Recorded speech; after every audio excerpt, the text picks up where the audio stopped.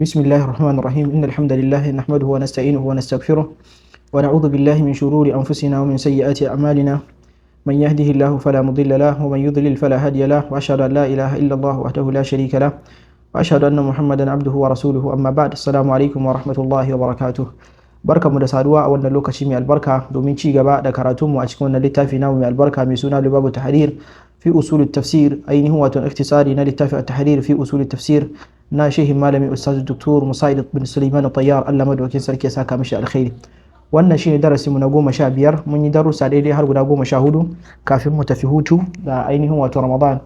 Insha Allah ta'ala yau za mu dora daga inda muka tsaya akan fasali na hudu wanda malami yace al-fasl ar-rabi' al-ikhtilafu fi at-tafsir wal ijma'u alayhi. Malam yace fasali na hudu zai bayani ne akan sabani wajen tafsiri da kuma ijma'i akan tafsiri. Abin da yake nufi shine wato sabanin da ake samu wajen malaman tafsiri wajen fassara aya da kuma haɗin kan da ake samu tsakanin malaman tafsiri a wajen fassara aya. Wato ita ayan alqur'ani tsakanin malamai masu tafsiri ko a samu ikhtilaf wato a samu sabani wannan yace ma'ananta ita ce kaza ma'ananta ita ce kaza ko a samu haɗin kai dukkansu ko mafi yawansu su tafi cewa wannan ayar ma'ananta ita ce kaza. Wannan shine darasinmu insha Allah ta'ala. Malai ce al-mabhath al-awwal asbabul ikhtilafi fi tafsir. Tashin farko wani zai ce wannan alqur'anin ai daga Allah ta sauka ko manzo Allah sallallahu alaihi wasallam ya yi wa sahabbai bayanin tafsiri. Amma me yasa za yi sabani wajen tafsiri? Me yasa aya daya za mata fasara biyu ko uku ko hudu ko biyar ko sama da haka? To shine malam zai muna bayani akan asbabul ikhtilafi fi tafsir. Sabubban da suke sawa a yi sabani ainihin wato wajen tafsiri. Malai ce kuddima al-kalamu anil ikhtilafi ala al-kalami ala al-ijma'i. An gabatar da bayani a baya game da sabani wajen magana akan ainihin wato ijma'i. Sai ce li anna al-kalama fil ijma'i domin saboda bayani game da ijma'i wato ayoyin da aka tafi akan ma'ana ɗaya tsakanin malaman tafsiri لأن الإجماع لأن الكلام في الإجماع يتضح بالكلام عن الاختلاف magana akan haɗin kan malamai wajen fassara aya yana fitowa fili kuma ɗalibi ya fahimce ta fahimta mai kyau idan ya fahimci wato bayani akan sabanin malamai akan ayoyi. Idan mutum ya fahimci sabanin malamai akan ayoyi wannan zai taimaka mishi ya fahimci ma'anan haɗin kan malamai akan fassaran aya misali. Walaysa al-aks kuma akasin haka bai faruwa. Wato idan mutum ya san ijma'in malamai wato haduwan malamai akan wato fassarar aya wannan ba zai ba shi dama ya fahimci kuma sabanin ba, amma akasin haka idan ya fahimci sabanin to wannan zai taimake shi ya fahimci ayoyin da suka yi ijma'i kai. Kama anna ta'addudal mufassirina kamar yadda yake sanannen abu ne ta'addudul mufassirina kasancewa malamai masu tafsiri tun daga zamanin sahabbai har zuwa zamanin mu to wannan mazinnatul ikhtilafi ko kuwa mazinnatu ikhtilafi tafsiri wannan mazinna ne wato mabubbuga ne wanda zai zama wato wuri ne ko kuwa alama ne wadda zai nuni zuwa ga sabanin tafsiri hatta ya tabayyana khilafu zalika har sai ya bayyana cewa ba su yi sabani. Abin da yake nufi shine kasancewa ma an samu mabambanta waɗanda suka yi tafsir alquran tun daga sahabbai har tabi'ai waɗanda suka biyo bayan tabi'in kenan har zamanin alqurun almufaddala ta kare kasancewa akwai masu tafsiri mabambanta wannan kawai abu ne da ke nuni cewa ya kamata a samu sabanin wato fassara na ayoyi. Tunda an samu sabanin masu ainihin wato tafsiri mabambanta to dole ne kuma zaga an samu wato sabani wajen fassara ayoyi. Wa yaqa'u al-ikhtilafu bi sababi ihtimali an-nass li akthari min ma'ana. Malai yace daga cikin abubuwan da ke sawa ko kuwa daga cikin abin da yace yaqa'u al-ikhtilafu wato sabani tana faruwa bi sababi ihtimali an-nass li akthari min ma'ana. Sakamakon nassin wato ayan ta zama tana dauke da ma'ana sama da daya haka wannan sai fasara da wannan ma'ana wannan ya fasara da wannan ma'ana wa minhu maqbulun wa mardud. A daidai lokacin kuma ya kamata mutum ya sani cewa sabanin malamai akan fassaran aya to minhu maqbulun wa minhu mardud. Akwai wanda ake karba akwai fassaran da ake karba akwai fassaran da ba a karba. Ba ko da yaushe malamai za su yi sabani wajen fassaran aya kace duka da bane la akwai wanda yake za a karbi akwai wanda kuma ba a karba. Wa min al-ikhtilafi ma yarji'u ila ma'anan wahidin. A daga cikin sabanin da malamai suke yi zagan sun faɗi abubuwa mabambanta akan aya daya amma da zaka koma ka safara da bincike zagan kamar duka yana koma ne zuwa ga ma'ana daya fa yakunu khilafan lafziyan. Sai zan wannan fasara wannan sabanin ba wai sabani ne mai tasiri ba khilaf lafzi ne kawai wato wajen maganan ne kawai ya samu bambanci amma asali babu sabani. Wa minhu ma yarji'u ila akthar min ma'ana. Daga ciki akwai wanda ke koma zuwa ga sama da ma'ana daya wato daga ciki tafsirin da ake yi kuma a sha bamban wajen aya, akwai wanda za ga ya doki ma'anan fari, wannan kuma ya doki ma'anan baki. Kaga wannan ba za ka hada fari da baki ba. Wa huwa al-khilaf al-muhaqqiq, wannan shine wato asalin sabanin da ake so a yi magana akai. Walahuma asbab, kuma dayan biyun duka, guda biyun duka, wanda na farko za a yi kace mishi ikhtilafu tanawwu, wato ikhtilaf lafzi kenan. Wanda kuma yake wannan biyun wanda shine asalin sabanin, wannan zaka yi kira shi ikhtilafu tadad. To dayan biyun duka suna da sabubba, suna da abubuwan da ke kaiwa zuwa ga wannan sabanin. Abrazuha sita, mafi abin da yafi bayyana da suke zama dalili ko sababi na sabani wajen sabanin malamai wajen fassara, abubuwa ne guda ainihin wato 6. Al-awwal, na farko, nan malam zai yi muna sardin su, wato malam zai jero muna sabubban guda 6 sai kuma ya biyo baya ya ambata muna su sai ya ba mu misali akai insha Allah ta'ala. Malam ya ce na farko shine al-awwal al-ishtirak al-lughawi, a samu ishtiraki na lugha, ya zama lugha wato ma'ana ta lugha, wannan lafazin a lugha yana zuwa da ma'ana kaza, a lugha kuma yana zuwa da ma'ana kaza. Athani audu damir, wato damirin da yazo cikin wannan ayan yana komawa zuwa gawa, misali yana komawa zuwa ga Allah ne, ko yana komawa zuwa ga manzonsa ne, ko yana komawa zuwa ga mu'minai ne, ko yana komawa zuwa kafirai ne misali. Sai kuma sababi na uku shine dhikrul wasf al-muhtamal li akthar min mawsuf, wato ambaton wato sifa wanda zai iya doki abin da ake sifantawa sama da 2 ko 3 ko 4. A ce misali bulu ne, bulu abu kaza zai zama bulu, abu kaza zai zama bulu, abu kaza zai zama bulu. Wani malamin tafsiri sai zai ce abu kaza ne, wani sai ce la abu kaza ne, wani yazo sai ce la abu kaza ne. Kaga an fadi sifa wanda abin da ake sifantawan zai iya dauki sama da abu daya, to kowa zai sai fadi nashi misali. Arabi'u ikhtilaful masdari al-mu'tamadu alayhi fi at-tafsir, wato sabanin mabubbugan da malaman tafsirin suke dogaro kan shi tafsiri. Zaga wani malamin ya dogara ne wajen hadisin manzo Allah da sahabban manzo Allah wajen tafsiri, wajen fassara aya. Wani malamin kuma ya dogara ne akan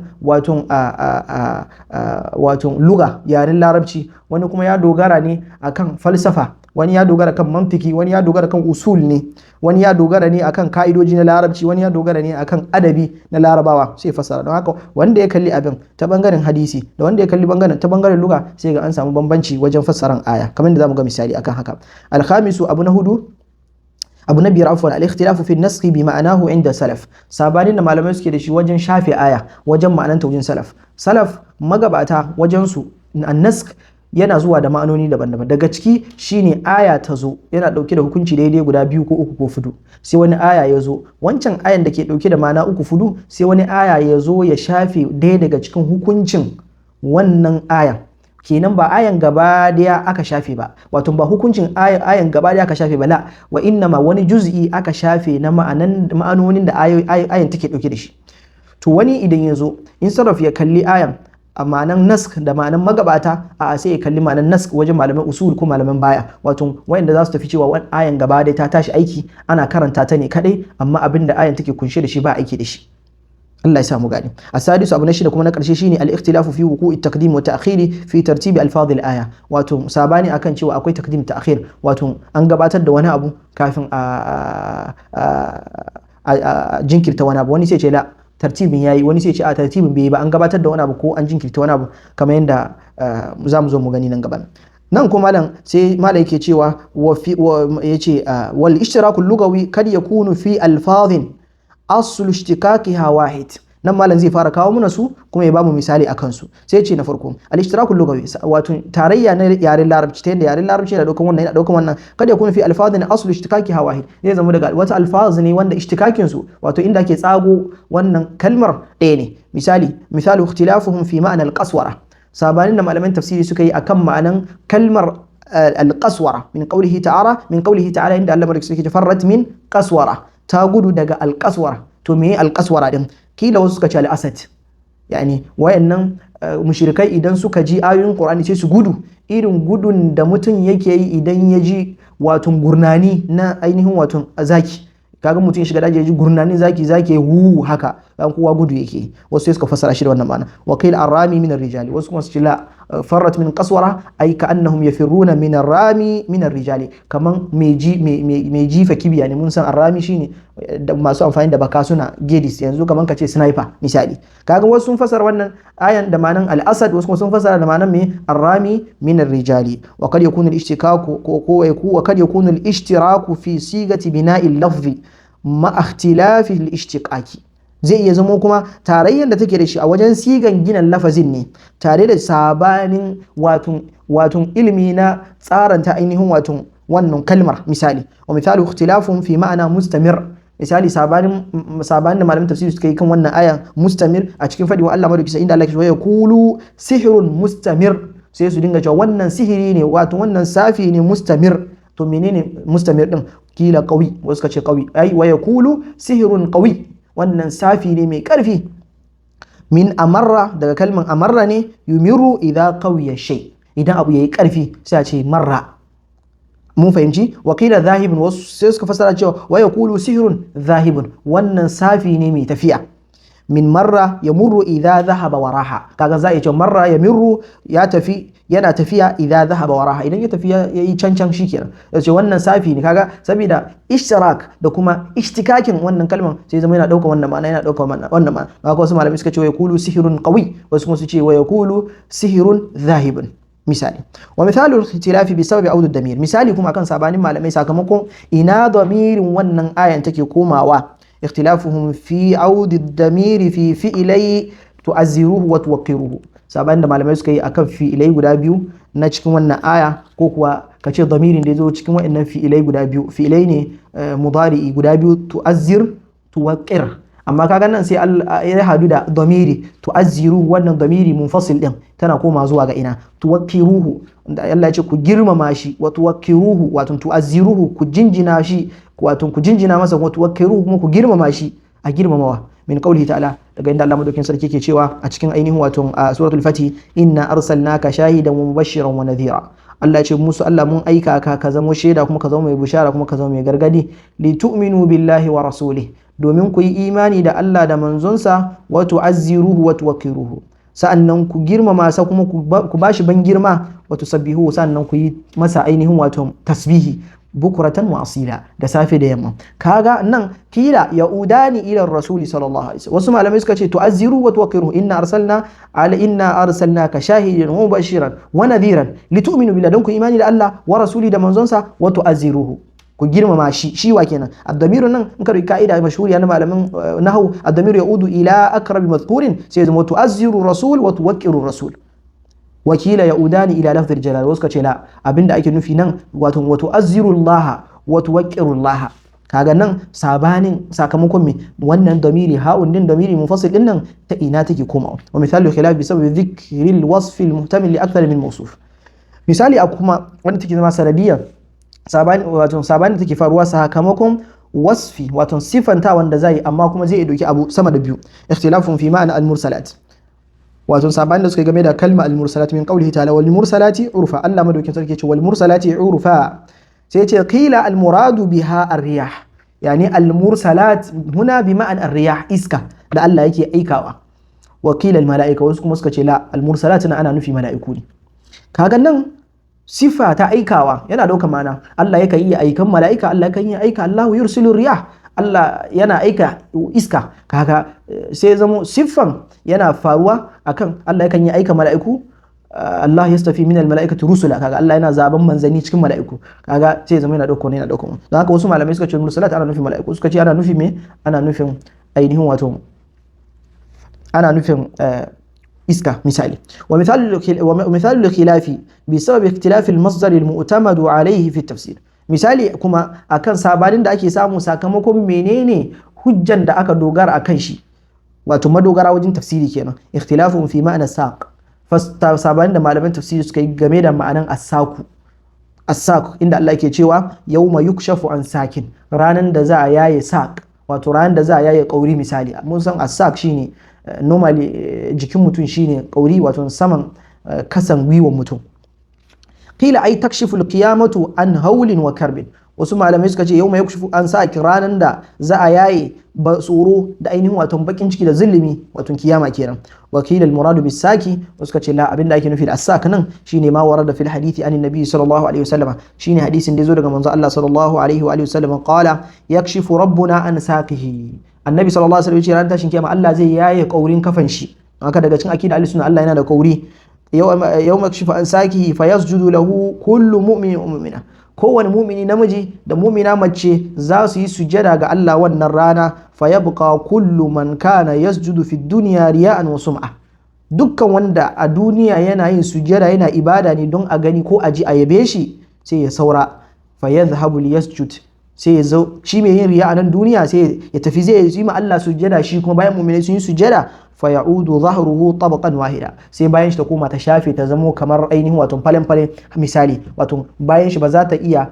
ainihin wato tsunkuya ba sai bayan yayi flat, ta yanda ko ya so yayi sujada yana sai ne gem haka ba zai iya yin sujada ba, saboda mun san cewa wannan spinal cord da ke bayan mu da yanda Allah ya yi jikin mu shike ba mu dama mu yi sujada. To wannan ran tashi ke Allah zai bar bayan su ya zama flat kamar tabu, ba za su iya yin ainihin wato sujjada ba. To kaga nan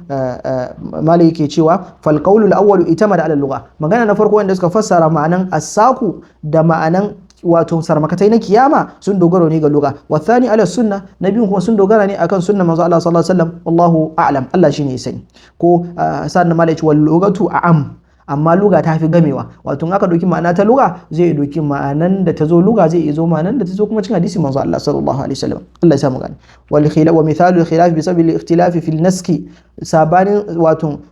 misali akan sabanin da ake samu wajen fassara aya sakamakon sabani wajen shin an shafe ma'anan aya kamar yadda yake wajen magabata ko kuwa a ma warada fi tafsiril mushrikat,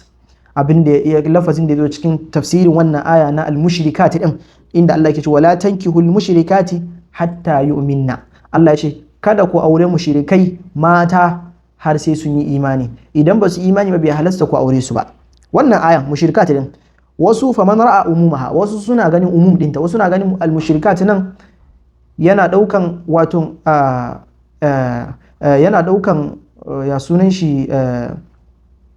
ahlul kitab, wato waɗanda suke ahlul kitab, wasu kuma suka ce yana ɗaukan mushrikai ne kadai. Don haka waɗanda suke ganin umum ne suna ganin da mushrikai mata suna shiga ciki, da ahlul kitabi yahudu da nasara suna shiga ciki. Da haka malaki faman ra'a umumaha akhraj al-kitabiyya bi qawlihi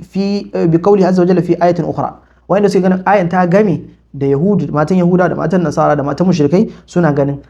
wato me ya fitar da matan ahlul kitabi a ciki wanda zai halasta muna iya auren ahlul kitabi shine wal muhsanatu min alladhina utul kitabi min qablikum, da kuma kamammun mata daga cikin matan ahlul kitabi waɗanda suke zo gabaninku, idza ataytumuhunna ujurahunna, idan kuka ba su ladan su, wato idan kuka ba su sadakin su. Daga suna ganin wancan ayan mushrikat da ahlul kitabi duka sun shiga ciki, amma an shafi wani bangare na ayan da wannan ayan wal muhsanatu min alladhina utul kitabi, kaga an rage. Wa min khassasaha bi abidati alwathani, wasu kuma suka ce la, daman da Allah ya ce wala tankihul mushrikati hatta yu'minna ana nufin masu bautan gunki, ahlul kitab matan ahlul kitabi ba su shiga ciki ba. Haka wannan ayan wancan ayan wal muhsanati min alladhina utul kitaba min qablikum, wannan aya ne mai zaman kanshi, wancan kuma aya ne mai zaman kanshi. Misali Allah ya sa mun gani fa innal ayata indahu muhkamatun ko kuwa muhkamatun wa laysa min babil umum wal khusus, sai zama ayan wajen su muhkama ne, ayan tana nan intact yanda take, ba a shafe komai cikin ta ba, umum da khusus ba ta shiga cikin wannan babin. Wal ukhra muhkamatun fi jawazi nikah al kitabiyyati, wasu kuma suka ce la wato da yan kuma wajen shi muhkama ne wajen halascin wato auren ahlul kitabi. Wato na farkon shi nashi ne an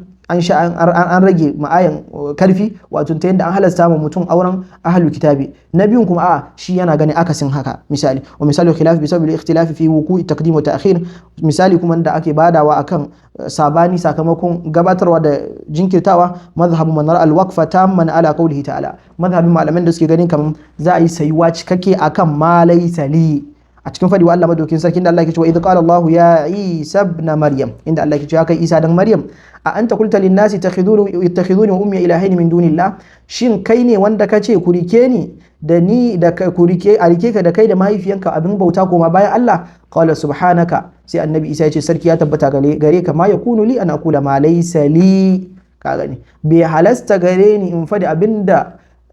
ba haƙƙina bane, wato abinda ban cancanta ba. Kaga su suka ce sai a saya nan, sai ka tashi in zaka tashi ka ce bi haqqin in kuntu qultuhu faqad alimta, da gaske idan na fadi wannan Allah kai ka sani, ta'lamu ma fi nafsi wala a'lamu ma fi nafsik, na sa abin da ke cikin zuciya na, ko na sa abin da ka sa abin da ke cikin raina, ni ban sa abin da ke cikin ranka ba, innaka anta allamul ghuyub, Allah kai ne masanin gaibu. to wal jumlatu ba'dahu tabda'u bi qawlihi bi haqqin in kuntu qultuhu faqad alimta, zai zama jumlan da zai biyo baya ma laysa li sai ka tsaya wajen nan, in ka zo kawai sai ka ce bi haqqin in kuntu qultuhu, sai wa zalika bi ja'li qawlihi bi haqqin sila, sai zama bi haqqin da sai zama sila ce li qawlihi faqad alimta, ga mafadi wa Allah faqad alimta bi haqqin misali bi takdir in kuntu qultuhu faqad alimtahu bi haqqin, ka gani sai zama ma'anan shine idan na fadi wannan to ka sani wa sahih anna qawluhu bi haqqin min silati ma laysa li, amma abin da yake daidai shine wato bi haqqin sila ce wato yana hade ne da ma laysa li fatufassaru ala tartibiha bin nazmi, sai a fassara da tartibin shi da wajen jeri ai ma yahiqu li an aqula zalik, bai cancanta gare ni in fadi wannan ba. Malai ce wa kasratu asbabul ikhtilafi ba'da jil salaf, amma kuma an samu yawan sabani bayan magabata liburuzi mu'taqadatin